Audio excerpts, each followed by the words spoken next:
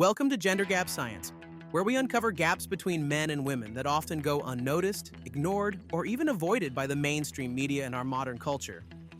Everything we've been told about gender differences in strength, with men having all of the advantages, is built on shaky science. Recent research reveals that when we actually measure muscle for muscle, the differences between men and women are far smaller than anyone expected. Okay, so you know how MMMs it is. You walk into any gym and, like clockwork, the guys are all crowding around the bench press, and the women, oh, they're over by the squat rack every time. Like, it's some unwritten rule, right? I've seen that too. It's like a tale as old as time, right? Totally. Yeah. So it just got me thinking.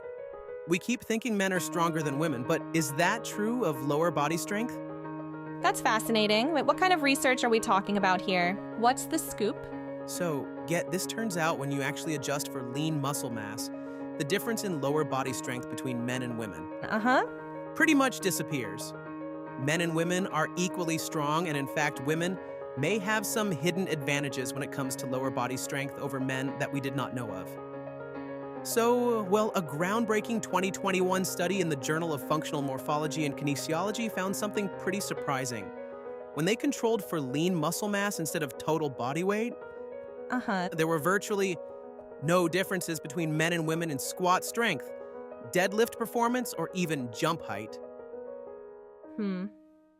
So we've been making comparisons using the wrong measurements all this time? Exactly right. Think of it like comparing two engines, but only looking at the total vehicle weight. You're missing the crucial details.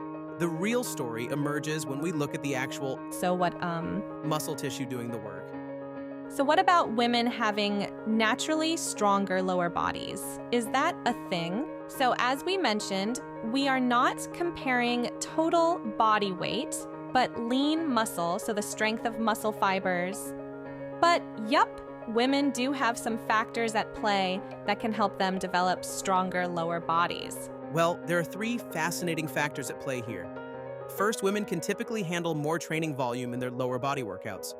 Dr. Kavanaugh's research shows that because women generally have shorter distance rep loads and have shorter movement patterns with lighter loads, they experience less fatigue per repetition.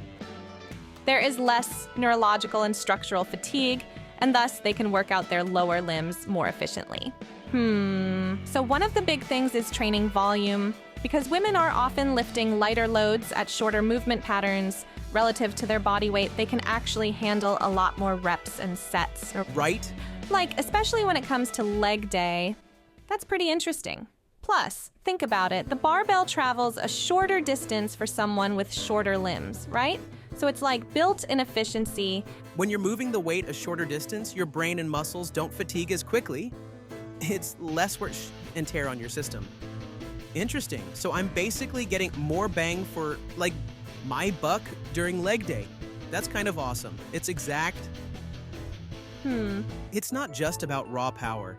It's about how much work you can do before hitting that wall of fatigue. That's where women on average have an advantage for lower body workouts. That's really interesting. So it's more about training capacity than raw strength? And that brings us to muscle fiber types. The 2014 Acta Physiologia review found that women have significantly more type Y or slow twitch muscle fibers, especially in lower body muscles like the vastus lateralis and the tibialis anterior. The leg muscles.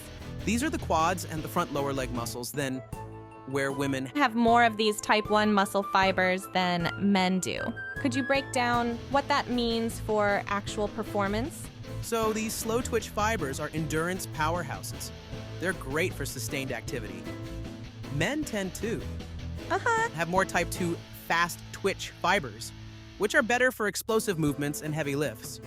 So these type 1 slow twitch muscles come into play, for example, during endurance exercises, including walking and running, where they can play an advantage for women when it comes to lower body strength compared to men. Right, especially in key muscles like the quads and shins, slow twitch fibers. Now those are the endurance superstars, right? Like little marathon runners in your muscles. Yeah, those slow twitch fibers, they're all about going the distance It's not so much about explosive power. Another interesting thing is, for example, while men usually have greater upper body strength, women tend to have a more balanced upper to lower body strength ratio. How should this change the way people approach their fitness goals? Well, it means we need to start looking at training through a more personalized lens. Some individuals might excel, with higher volume and moderate weights, while others might see better results with lower volume and heavier loads. Gender can play a role. That's quite a paradigm shift for the fitness industry to process.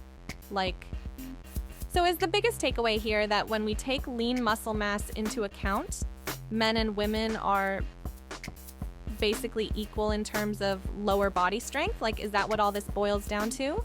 That's definitely a huge part of it. And so the research really challenges that old stereotype we've all heard a million times. And remember, this is just the tip of the iceberg. There's always more to learn. And it's one that's long overdue. The science is clear. When we make appropriate comparisons and consider all variables, strength capabilities between men and women are much more similar than previously thought. Looking ahead, what do you think this means for the future of fitness training? It's pretty simple, really. Just think about this the next time you're at the gym. Take a look around. You'll see all sorts of people, different shapes and sizes. Men, women, all crushing it in their own way. Yeah, that's true. So instead of making assumptions about their strength based on what you see on the surface, approach everyone with a little curiosity.